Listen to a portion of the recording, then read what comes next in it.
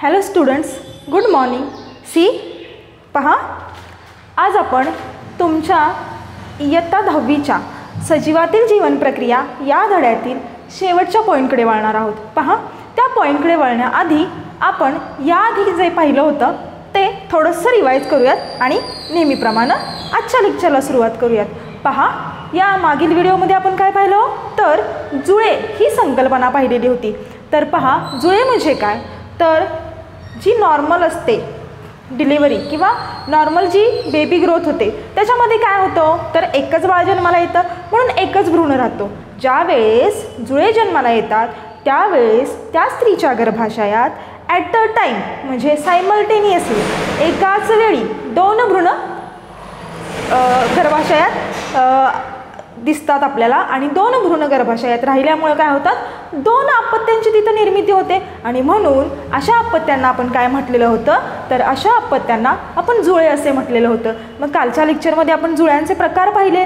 ते होतात कसे, एक युग्मजी जुळं कुणाला म्हणायचं, द्वियुग्मजी जुळं कुणाला म्हणायचं हे आपण पाहिलं.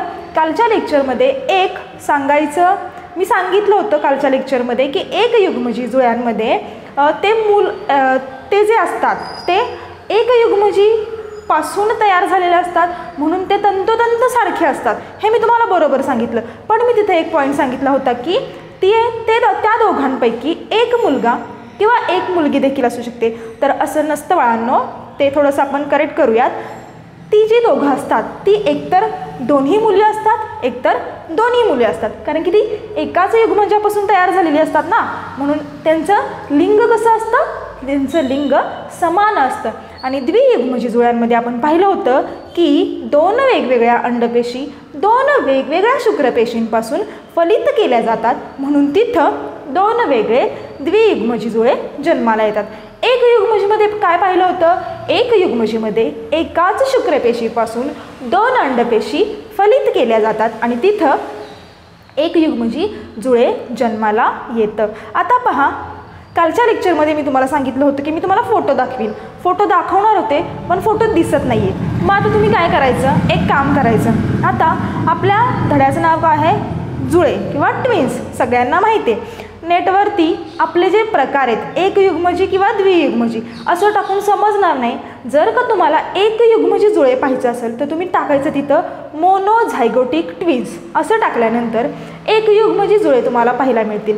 एक युग्मजी जुळे म्हणजे थोडक्यात काय हो, ते इतके तंतोतंत इतके एकसारखे असतात की ते फक्त ज्यांच्या सतत संपर्कात असतात त्यांनाच ते ओळखू येतात, इतके ते एकसारखे असतात. आणि त्याच्यानंतर आपण एक प्रकार पाहिला होता कंजॉईंट जुळे किंवा सायमेज जुळे. सायमेज जुळे म्हणजे काय पहा, मी तुम्हाला कालच्या लेक्चरमध्ये सांगितलं आहे की त्यांचा अवयवाचा भाग एकाच ठिकाणी जोडलेला असतो. काहींचं डोकं जोडलेलं असतं, काहींचा कमरेचा भाग जोडलेला असतो, तर काहींचे आतील भाग जोडलेले असतात, म्हणजे काहींचं हृदय जोडलेलं असतं, काहींचं लिव्हरचा भाग जोडलेला असतो. अशा पद्धतीनं त्यांना सायमेज ट्विन्स असं म्हणतात. हे पण नेटवर टाकायचं. तुम्हाला नंबर ऑफ पिक्चर्स पाहिजे एवढे असंख्य पिक्चर तिथं पाहायला मिळतील, म्हणजे तुमचं एक युग्मजी जुळ्यांची संकल्पना क्लिअर होईल. त्याच्यानंतर सायमेज जुळे म्हणजे काय तुम्हाला पाहता येईल. आणि दुसरं मी सांगितलं होतं की मी आणि माझी बहीण आम्ही दोघी कशाचं उदाहरण आहे तर द्वियुग्मजी जुळ्यांचं उदाहरण आहे. कारण की आम्ही दोघी जुळ्या असून आम्हाला कुणीही जुळे म्हणत नाही, कारण की आम्ही द्वियुग्मजी आहोत, म्हणजे आम्ही एकमेकांसारखे अजिबात दिसत नाही, पूर्णपणे आम्ही वेगळ्या दिसतो. म्हणून आम्ही कशाचं उदाहरण आहे, तुमच्या सायन्सच्या मिस कशाचं उदाहरण आहेत तर द्वियुग्मजी जुळ्यांचं. अशा पद्धतीनं आपण काल जुळे ही संकल्पना पाहिली होती. पहा, आज आपण पाहणार आहोत लैंगिक आरोग्य म्हणजे काय. आता पहा बाळांनो, लैंगिक आरोग्य पाहण्याआधी पहिल्यांदा आरोग्य म्हणजे काय पाहिजे. पहा, आरोग्याची व्याख्या करूयात आपण किंवा आरोग्य कशाला म्हणायचं हे पाहूयात. पहा, शारीरिक, मानसिक आणि सामाजिकदृष्ट्या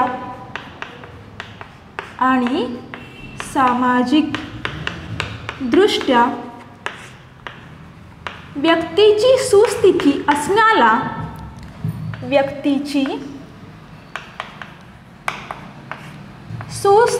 स्थिती असण्याला आरोग्य असे म्हणतात. पहा, इयत्ता 8वीमध्ये तुम्ही आरोग्य आणि रोग हा धडा शिकलेला आहात. असण्याला आरोग्य असे म्हणतात. पहा, आरोग्याची व्याख्या काय सांगितली हो मी? एखाद्या व्यक्तीला तो हेल्दी आहे असं कधी म्हटलं जातं? हेल्दी समजतं सगळ्यांना? समजतं. एखादा व्यक्ती हेल्दी आहे असं कधी म्हटलं जातं? म्हणजे त्याला कोणत्याच प्रकारचा काही रोग नसेल, तो एकदम व्यवस्थित दिसत असेल, व्यंग नसेल, तरच त्याला हेल्दी म्हणायचं का? तरच त्याचं आरोग्य नीट आहे असं म्हणायचं का? तर नाही. आरोग्याची व्याख्या काय सांगते? शारीरिक, मानसिक आणि सामाजिकदृष्ट्या व्यक्तीची सुस्थिती असण्याला आरोग्य म्हणायचं.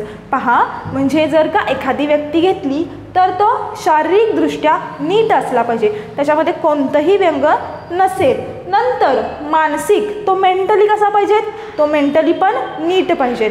आणि म्हणजे पहा, तो शारीरिकदृष्ट्या व्यवस्थित आहे पण मेंटली नीट नाही आहे. म्हणजे आता आपण आपल्या वर्गात अनेक उदाहरणं बघतो, मुलं बघतो, मैत्रिणी बघतो, तुमच्या मित्रमैत्रिणी बघतो. पहा, त्यांचं लक्षच नसतं. म्हणजे वर्गात तर बसलेत पण डोक्यात तिसरंच काहीतरी चाललेलं असतं, किंवा सारखं कोणाला काहीतरी आता पहा, म्हणजे त्याचं मानसिक आरोग्य नीट नसतं. आणि सामाजिकदृष्ट्या व्यक्तीची सुस्थिती. सामाजिकदृष्ट्या म्हणजे काय? पहा, जेव्हा आपण एखादा व्यक्ती बघतो, किंवा तुमची मैत्रीण आहे किंवा मित्र आहे किंवा एखादा वर्गातला भांडखोर मुलगा आहे, त्याचं कुणाशीच पटत नाही. सामाजिकदृष्ट्या म्हणजे तो आपल्या समाजात कसा वावरतोय, समाजातल्या लोकांशी कसा वावरतोय. तुमचं घर एकदा सोडलं की तुम्ही जेव्हा शाळेमध्ये येता, तुम्ही बाहेर येता, तेव्हा तुम्ही कुठं येता? सामाजिक वातावरणात येता. तेव्हा देखील तुमचं वागणं कसं पाहिजे? व्यवस्थित पाहिजे. नाहीतर उगीचं सारखं आपलं मारते ते कोणाला तरी, सारखं खोड्याच काढते, कोणाशी काही पटतच नाही त्याचं, असं असलं की त्याला हेल्दी म्हणायचं का हो? तो निरोगी आहे असं म्हणायचं का? त्याचं आरोग्य व्यवस्थित आहे का असं म्हणायचं का? तर नाही. कधी म्हणायचं तो निरोगी आहे किंवा त्याचं आरोग्य व्यवस्थित आहे? तर तो शारीरिक, मानसिक आणि सामाजिकदृष्ट्या देखील व्यवस्थित असला पाहिजे. अशा पद्धतीची ह्या 3 पॅटर्नमध्ये तो बसला पाहिजे. तेव्हा त्या व्यक्तीची सुस्थिती असली की त्याला काय म्हटलं जातं? आरोग्य म्हटलं जातं. आता पहा, आपल्या पॉईंटकडे येऊयात. लैंगिक आरोग्य. आपण लैंगिक प्रजनन हा पॉईंट बघतोय. लैंगिक आरोग्य म्हणजे काय? पहा, आपल्या भारतामध्ये लैंगिक आरोग्याबद्दल तेवढी फार अशी बघितली तर जागरूकता नाही आहे. का जागरूकता नाही हो? का तर वेगवेगळ्या सामाजिक परंपरा, वेगवेगळ्या प्रथा, वेगवेगळ्या रूढी, सगळ्यात भारतामध्ये असलेली निरक्षरता आणि सगळ्यात महत्त्वाचं म्हणजे लैंगिक आरोग्य किंवा लैंगिक समस्या म्हटलं किंवा एखादा लैंगिक प्रॉब्लेम म्हटलं की सगळ्यात महत्त्वाचं जे केलं जातं तो म्हणजे संकोच. म्हणजे डॉक्टरांकडे जरी जायचं म्हटलं, एखादा लैंगिक आजार असेल किंवा एखादा लैंगिक अडथळा असेल, लैंगिक प्रॉब्लेम असेल, तर बऱ्याच जणांमध्ये संकोच पाहायला मिळतो आपल्याला म्हणजे आपण सांगू शकत नाही. तर ही जी काही कारणं आहेत, ह्या कारणांमुळे भारतामध्ये लैंगिक आरोग्यामध्ये फारशी जागरूकता दिसत नाही. त्यातील स्त्रियांमध्ये तर फार संकोच पाहायला मिळतो किंवा अनास्था पाहायला मिळते. का? तर पहा, स्त्रियांमध्ये का? तर हेच जे आत्ता मी तुम्हाला कारण सांगितलं. काय होतं? एकतर त्या संकोच करतात, घरात कोणाशीही शेअर करत नाहीत. त्या जरी बहीण असली, आई असली तरी त्यांच्याशी शेअर करताना देखील त्या करत नाहीत. म्हणजेच काय? संकोच आला तिथं. बरेचसे अशा आपण भारतामध्ये अशा ठिकाणं बघतो किंवा बऱ्याच ठिकाणी जिथं शिकलेली असून देखील खूप नको असल्या रूढी परंपरा पाळल्या जातात, अशा ठिकाणी देखील लैंगिक आरोग्याबद्दल जागरूकता दिसत नाही. का दिसत नाही होत? आता स्त्रियांच्या बाबतीत सांगायचं म्हटलं तर स्त्रियांच्या बाबतीत आत्ताच आपण एक पॉईंट पाहिला, आर्तवचक्र किंवा ऋतुचक्र, त्यालाच मासिक पाळी असं देखील म्हटलं जातं. तर भारतात बऱ्याच ठिकाणी असं केलं जातं की जेव्हा स्त्रीला आर्तवचक्र किंवा मासिक पाळी येते तेव्हा काय केलं जातं? तिला बाहेर बसवलं जातं किंवा कुणाशीही तिला शिवून घेतलं जात नाही.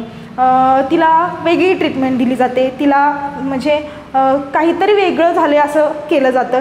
ॲक्च्युली असं करण्याची गरज नसते. का? तर ऋतुचक्र किंवा आर्तवचक्र ही एक नैसर्गिक प्रक्रिया आहे. आणि मग त्यासाठी बऱ्याच ठिकाणी आपल्याला असं दिसतं की तिला देवघरात येऊन द्यायचं नाही, तिला कुठल्या गोष्टीला हात लावून द्यायचा नाही, तिला कशामध्ये सहभागी करायचं नाही त्या दिवसांमध्ये. एकतर तिला त्या दिवसांमध्ये सगळ्यात जास्त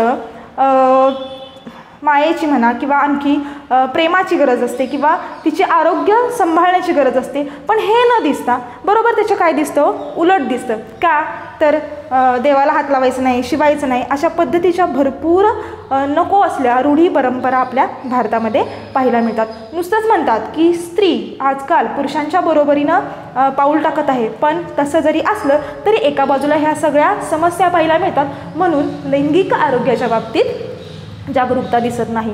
तर हे असं करायला नाही पाहिजेत. दुसरी गोष्ट, आता लैंगिक आरोग्य म्हणजे नंतर मी तुम्हाला सांगते, पुरुषांच्या बाबतीत देखील बऱ्याच जणांना अशा प्रॉब्लेम्सला सामोरं जावं लागतं. आता सगळेच सारखे नसतात. काही जण देखील अशी असतात की त्यांना देखील संकोच वाटतो. एखादा लैंगिक आजार असेल किंवा काय असेल तर ते डॉक्टरांना सांगू शकत नाहीत. आणि ह्या विविध कारणांमुळे आपल्याकडं लैंगिक आरोग्याबद्दल जागरूकता दिसत नाही. आता लैंगिक आरोग्य म्हणजे काय? लैंगिक आरोग्य म्हणजे प्रत्येकानं आपापले जे प्रायव्हेट पार्ट्स आहेत त्याची स्वच्छता राखणे, याला काय म्हणायचं, लैंगिक आरोग्य म्हणायचं. आपले आपण बाकीचे जसे स्वच्छता राखतो, अगदी केसापासून नखापासून सगळी छान छान दिसतो, आवरून येतो मस्त, त्याच पद्धतीनं सगळ्यात महत्त्वाचा जर काही भाग असेल तर तो लैंगिक आरोग्याचा देखील असतो. आता पहा, ह्या लैंगिक आरोग्यामध्ये लैंगिक आजार देखील आहेत. ते लैंगिक आजार 2 आहेत. जर का व्यवस्थित स्वच्छता राखली नाही तर आपल्याला खालील लैंगिक आजारांना सामोरं जावं लागतं. कोणते ते 2 आजार? तर एक सायफिलिस आणि दुसरं गोनोरिया. दुसरा कोणता? गोनोरिया. पहा, आता सायफिलिस हा आजार, हा लैंगिक आजार कधी होतो? जेव्हा आपण नीट स्वच्छता राखत नाही किंवा ज्यांना तो झाला आहे त्याने नीट स्वच्छता राखलेली नसते. म्हणून सायफिलिस या रोगाची काही लक्षणं आहेत. ती लक्षणं आपण पहिल्यांदा पाहूयात. पहा, या रोगामध्ये काय होतं, जे प्रायव्हेट पार्ट्स आहेत त्याला आपण गुप्तांग म्हणतो, त्यांच्यावरती काय होतं, चट्टे येतात, पुरळ येतात, काही ठिकाणी ताप देखील येतो, काही ठिकाणी सांधे दुखतात आणि काही ठिकाणी सांधेदुखी आणि काय लिहूयात आपण इथं, आणि केस गळती. पहा, ही आहेत सायफिलिस या लैंगिक आजाराची लक्षणे. काय काय सांगितले हो? गुप्तांगावर चट्टे येतात, पुरळ येतात, ताप येतो, सांधेदुखी होते आणि केस गळतात. दुसरा मी सांगितला लैंगिक आजार, तुम्हाला प्रश्न विचारला जाऊ शकतो, 2 लैंगिक आजारांची नावे लिहा. तर दुसरा आहे गोनोरिया. याच्यामध्ये काय होतं पहा, आता लैंगिक आहे म्हटल्यानंतर ऑब्व्हियसली तो कोणावरती कॉज करणार आहे? सगळ्यात पहिल्यांदा तो कोणावरती इफेक्ट करणार आहे? तर आपल्या प्रायव्हेट पार्ट्सवरती. पहा, गोनोरियामध्ये काय आढळतं, तर यामध्ये लघवी करताना वेदना आणि आग होते, वेदना व आग होते, ही याची लक्षणं आहेत बरं का. दुसरं योनी मार्ग आणि व शिश्न मार्ग यातून पू येणे. तिसरं मूत्रमार्ग, गुदाशय, डोळे यासारखे जे अवयव आहेत यावरती काय येते हो? सूज येते. यावरती काय येते? सूज येते. अशा पद्धतीनं आपल्याला हे 2 लैंगिक आजार पाहायला मिळतात. कोणते सांगितले? सायफिलिस आणि गोनोरिया. पहा, मग हे आजार टाळण्यासाठी आपल्याला काय करणं गरजेचं आहे?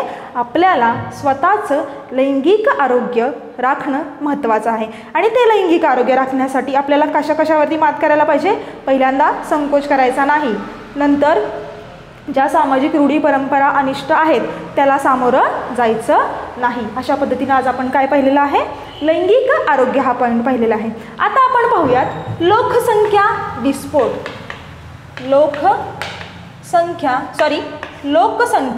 विस्फोट कशाला म्हणायचं लोकसंख्या विस्फोट? तर कमी कालावधीमध्ये अत्यंत झपाट्याने झालेली लोकसंख्येची वाढ, कमी कालावधीमध्ये अत्यंत झपाट्याने झालेली किंवा अत्यंत वेगाने झालेली लोकसंख्येची वाढ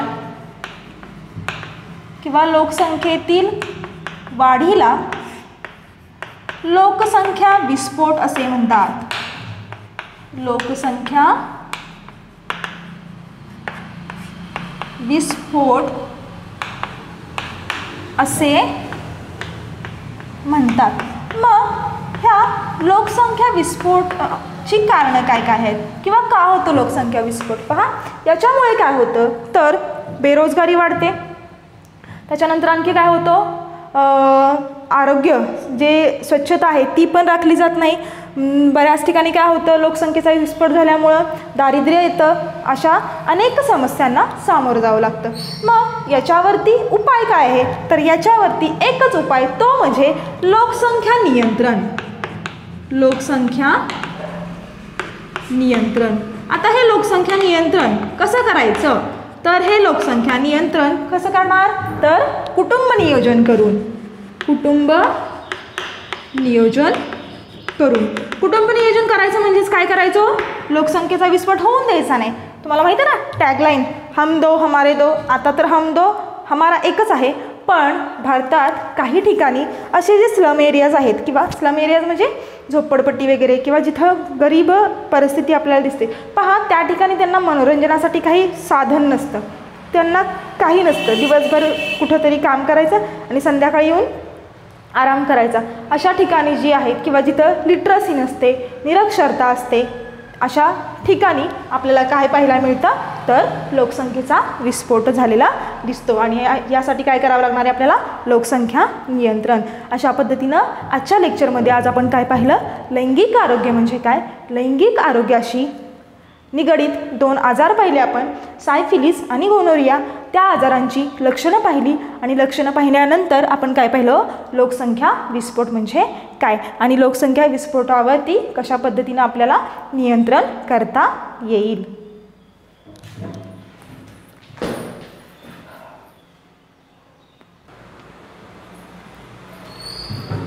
पहा, अशा पद्धतीनं आपला सजीवातील जीवन प्रक्रिया भाग 2 हा धडा इथं संपलेला आहे. हे प्रकरण इथं संपलेलं आहे. पहा, एक क्विक उजळणी करूयात आपण सुरुवातीपासून शेवटपर्यंत. पहा, सगळ्यात पहिल्यांदा सजीवातील जीवन प्रक्रिया भाग 2 याच्यामध्ये मी काय तुम्हाला सांगितलं होतं, प्रजनन म्हणजे काय. कारण की याच जीवन प्रक्रियेचा अभ्यास आपण या या प्रकरणामध्ये केलेला आहे. प्रजनन म्हणजे काय हो तर एक सजीव त्यापासून सेम दुसरा सजीव त्याच प्रजातीचा दुसरा सजीव निर्माण करतो, ही जी प्रक्रिया आहे याला काय म्हटलं जातं, प्रजनन म्हटलं जातं. नंतर आपण कोणता पॉईंट बघितला, त्याचे प्रकार पाहिले. अलैंगिक प्रजनन हा सगळ्यात पहिला प्रकार आपण पाहिला. अलैंगिक प्रजनन म्हणजे काय, जे प्रजनन युग्मक निर्मितीविना केले जाते आणि ज्या प्रजननामध्ये 2 भिन्न पेशींची गरज नसून ते एकाच सजीवामार्फत केले जाते त्याला आपण अलैंगिक प्रजनन म्हटलं. अलैंगिक प्रजननानंतर आपण त्याची फायदा पाहिला, त्याचा तोटा पाहिला. फायदा काय हो, हे खूप फास्ट होणारं प्रजनन आहे आणि तोटा काय हो त्याचा तर तिथं जनुकीय विचरणाचा अभाव असतो. जनुकीय विचरण म्हणजे काय तर तिथं 2 भिन्न पेशी सहभाग घेत नाही, म्हणून जो मूळचा जन्मलेला सजीव असतो तो तंतोतंत कुणासारखा असतो, ज्याच्यापासून तो जन्मला आहे या त्याच्यासारखा असतो. त्याच्यानंतर आपण पाहिलं प्रजनन वर्गीकरणाचा तक्ता, खूप मोठा तक्ता मी तुम्हाला सांगितलेला होता. सगळ्यात पहिल्यांदा आपण पाहिलं अलैंगिक प्रजनन आणि लैंगिक प्रजनन. अलैंगिक प्रजननाचे एकूण आपण 2 प्रकार पाहिले, एकपेशीय सजीवांमधील अलैंगिक प्रजनन, नंतर बहुपेशीय सजीवांमधील अलैंगिक प्रजनन. एकपेशीय सजीवांमधील अलैंगिक प्रजननामध्ये आपण 3 प्रकार पाहिले, एक म्हणजे द्विविभाजन, दुसरं बहुविभाजन आणि तिसरं कलिकायन. द्विविभाजनाचे आणखी 3 प्रकार पाहिले आपण, साधे विभाजन, आडवे विभाजन आणि उभय विभाजन. पहा, त्याच्यानंतर बहुविभाजन हे पाहिलं ते अमिबाद्वारे होते आणि नंतर कलिकायन पाहिलं ते ईस्ट सेल किंवा किण्वपेशी यांच्याद्वारे केलं जातं. पहा, त्याच्यानंतर आपण पाहिलं बहुपेशीय सजीवांमधील लैंगिक प्रजनन. बहुपेशीय सजीवांमधील लैंगिक प्रजननाचे एकूण 5 प्रकार पाहिले आपण. कोणते ते 5 प्रकार? तर सगळ्यात पहिलं खंडीभवन, दुसरं पुनर्जनन, तिसरं शाखीय प्रजनन, चौथं मुकुलायन आणि 5वं काय पाहिलं? 5वं बीजाणू निर्मिती. अशा पद्धतीने ते 5 प्रकार पाहिले. आणि नंतर इकडच्या बाजूला लैंगिक प्रजनन. लैंगिक प्रजनन 2 मध्ये होतं. लैंगिक प्रजननचे 2 प्रकार, एक वनस्पतीमधील लैंगिक प्रजनन आणि दुसरं प्राण्यांमधील वनस्पतीमधील लैंगिक प्रजनन आणि मानवामधील लैंगिक प्रजनन. Very sorry.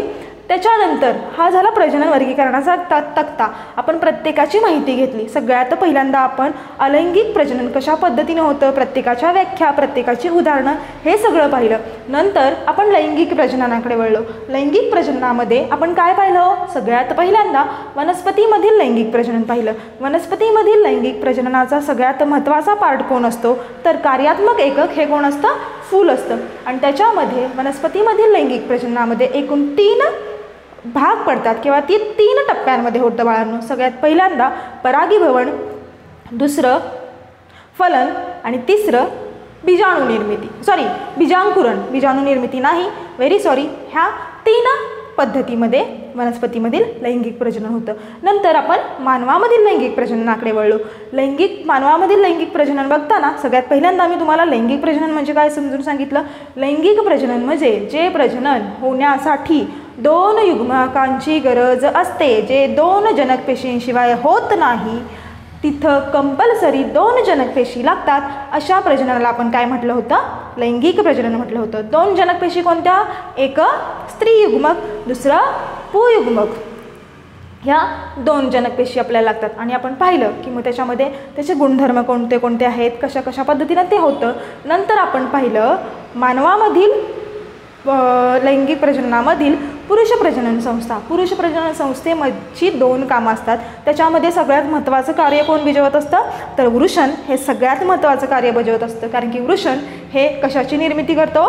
तर वृषण हे शुक्राणूंची निर्मिती करतं. आणि त्याच्यानंतर आपण स्त्री प्रजनन संस्था पाहिली. स्त्री प्रजनन संस्थेमध्ये कोणाचं महत्त्वाचं काम असतं? तर अंडाशयाचं. अंडाशय काय करतं? अंडपेशी तयार करण्याचं काम करतं. त्याच्यानंतर आपण पाहिलं की ह्या 2 संस्था पाहिल्यानंतर युग्मक निर्मिती आणि फलन कशा पद्धतीनं होतं. युग्मक निर्मिती होण्यासाठी जी 2 युग्मक आहेत, कोणती 2 युग्मकं? शुक्रपेशी जी पुयुग्मकाकडून येते आणि अंडपेशी जी स्त्रीयुग्मकाकडून येते. ही 2 जण तयार कसे होतात? तर अर्धगुणसूत्री विभाजनानं होतात. लैंगिक प्रजननामध्ये 3 महत्त्वाचे पॉईंट. जनकपेशीशिवाय होत नाही. कुठल्या 2 पेशी असतात? स्त्रीयुग्मक आणि पुयुग्मक. आणि तिसरं अर्धगुणसूत्री विभाजनानं लैंगिक प्रजनन होतं. आपण त्याच्यानंतर युग्मक निर्मिती पाहिलं. त्याच्यानंतर फलन कशा पद्धतीनं होतं पाहिलं. ही जी 2 युग्मकं आहेत, शुक्रपेशी आणि अंडपेशी, काय होता तो? एकत्र येतात आणि तिथं नवीन युग्मनश तयार होतो. या प्रक्रियेला आपण फलन म्हटलं. ते कशा पद्धतीनं होतं हे पाहिलं. फलन झाल्यानंतर मी तुम्हाला एक पॉईंट शिकवला होता, मानवामधील लिंगनिश्चिती कशा पद्धतीनं होते. मानवामधील लिंगनिश्चितीसाठी मी तुम्हाला कशा पद्धतीनं त्या शुक्रपेशी आणि अंडपेशी तयार होतात. 22+X असेल तर ती अंडपेशी, 22+X आणि 22+Y मिळाली तर ह्या 2 शुक्रपेशी आणि त्या युनाईट झाल्यानंतर कशा पद्धतीनं मुलगा आणि मुलगी जन्माला येतं हे देखील मी तुम्हाला दाखवलं. त्याच्यावरून आपण निष्कर्ष देखील एक काढला होता. तो निष्कर्ष म्हणजे जन्माला येणारं बाळ हे पूर्णतः त्यातील पुरुषावर डिपेंड असतं, हे देखील मी तुम्हाला सांगितलं. त्याच्यानंतर आपण पाहिलं होतं विकास आणि जन्म. स्त्री प्रजनन संस्थेमध्ये एकदा का फलन झाल्यानंतर त्या बाळाची वाढ आणि विकास कुठे होते हो? तर त्या बाळाची वाढ आणि विकास स्त्री प्रजनन संस्थेमधील गर्भाशयामध्ये होते. आणि त्या गर्भाशयामध्ये ते विकास होण्यासाठी कशाची गरज असते हो, तर अपरा किंवा त्याला प्लॅसेंटा असं देखील म्हटलं जातं, याची गरज असते, हे मी तुम्हाला सांगितलं. आणि त्याची वाढ, त्या बाळाची किंवा त्या भ्रूणाची वाढ कधी होते हो, जेव्हा 9 महिने पूर्ण होतात त्याच्यानंतर त्याच्या भ्रूणाची वाढ होते, हे मी तुम्हाला सांगितलं, हे आपण पाहिलेलं आहे. त्याच्यानंतर आपण पाहिलं आवर्तचक्र म्हणजे काय किंवा त्याला ऋतुचक्र म्हटलं गेलं. स्त्रीच्या प्रजनन संस्थेमध्ये यौवनावस्थेनंतर काही बदल व्हायला सुरुवात होते आणि हे बदल पुन्हा 28 आणि 30 दिवसांनी होतच राहतात. पुनरावृत्तीने होणाऱ्या या बदलांना आपण ऋतुचक्र, आवर्तचक्र किंवा त्यालाच मासिक पाळी असं देखील म्हटलं गेलं. आवर्तचक्र आणि ऋतुचक्र पाहिल्यानंतर काय पाहिलं होतं आपण, मला वाटते प्रजनन आणि आधुनिक तंत्रज्ञान, बरोबर. हां, प्रजनन आणि आधुनिक तंत्रज्ञान. ज्या काही समस्या स्त्रीमध्ये असतात, ज्या काही समस्या पुरुषामध्ये असतात आणि त्या 2 समस्यामुळं विविध दाम्पत्यांना अपत्य का होत नाहीत आणि ती अपत्य होत नाहीत, त्यावर आधुनिक तंत्रज्ञान कशा पद्धतीने मदत करतं हे देखील आपण पाहिलं. त्या आधुनिक तंत्रज्ञानामध्ये तुम्हाला 3 टेक्निक्स किंवा 3 पद्धती दिलेल्या आहेत. एक पहिली आपण काचनलिकेतील फलन, त्यालाच टेस्ट ट्यूब बेबी असं देखील म्हटलं जातं. टेस्ट ट्यूब बेबी सांगितलं की लवकर कळेल म्हणून ते सांगितलं. नंतर आपण दुसरं पाहिलं भाडोत्री मातृत्व. भाडोत्री मातृत्व म्हणजेच काय हो, दुसऱ्या स्त्रीच्या गर्भाशयात काय केला जातो, भ्रूण वाढवला जातो आणि त्या मातेला भाडोत्री माता असं म्हटलं जातं. आणि तिसरं पाहिलं आपण वीर्य पेढी किंवा सीमेन बँक. ही संकल्पना कशासारखी आहे, तर ही ब्लड बँकसारखी संकल्पना आहे. त्याच्यानंतर आपण काय पाहिलं, कन्सेप्ट ट्विन्स किंवा जुळे हा कन्सेप्ट पाहिला. जुळ्यामध्ये आपण पाहिलं की एका स्त्रीच्या गर्भाशयामध्ये एकाच वेळी सायमल्टेनियसली 2 भ्रूणांची वाढ होते आणि 2 भ्रूणांची वाढ झाल्यामुळं काय होतं, तिथं 2 अपत्ये जन्माला येतात. असं ज्यावेळेस परिस्थिती असते तेव्हा त्याला काय म्हटलं जातं, जुळे म्हटलं जातं. मग त्याच्यामध्ये मी तुम्हाला एकयुग्मजी जुळे म्हणजे काय सांगितलं, द्वियुग्मजी जुळे म्हणजे काय सांगितलं आणि सायमेज जुळे म्हणजे देखील काय सांगितलं. ते पाहिल्यानंतर आज आपण पाहिलं लैंगिक आरोग्य. लैंगिक आरोग्य कशाला म्हणायचं, लैंगिक आरोग्य कशा पद्धतीनं सांभाळलं जातं, आपल्या गुप्तांगाची स्वच्छता ठेवण्याला आपण काय म्हणतो, लैंगिक आरोग्य म्हणतो. आरोग्य म्हणजे देखील काय सांगितलं, लैंगिक आरोग्यामध्ये लैंगिक आजारामध्ये मुख्यतः 2 आजार पाहायला मिळतात. एक सायफिलिस आणि दुसरा गोनोरिया. ह्या दोघांची आपण लक्षणं देखील पाहिली. आणि सगळ्यात शेवटचा पॉईंट तुमच्या ह्या प्रकरणातला लोकसंख्या विस्फोट. लोकसंख्या विस्फोट म्हणजे काय, कमीत कमी कालावधीमध्ये झपाट्याने झालेली लोकसंख्येची वाढ किंवा वेगाने झालेली लोकसंख्येची वाढ, याला आपण लोकसंख्या विस्फोट असं म्हटलं. आणि त्याच्यावरती नियंत्रण काय केलं जातं, कशा पद्धतीनं, तर लोकसंख्या नियंत्रण करून. लोकसंख्या नियंत्रण कधी होणार आहे, तर कुटुंब नियोजन करून. अशा पद्धतीनं आपण तुमचा सजीवातील जीवन प्रक्रिया भाग 2 हे प्रकरण इथं पूर्ण केलेले आहे. आपण थांबूयात.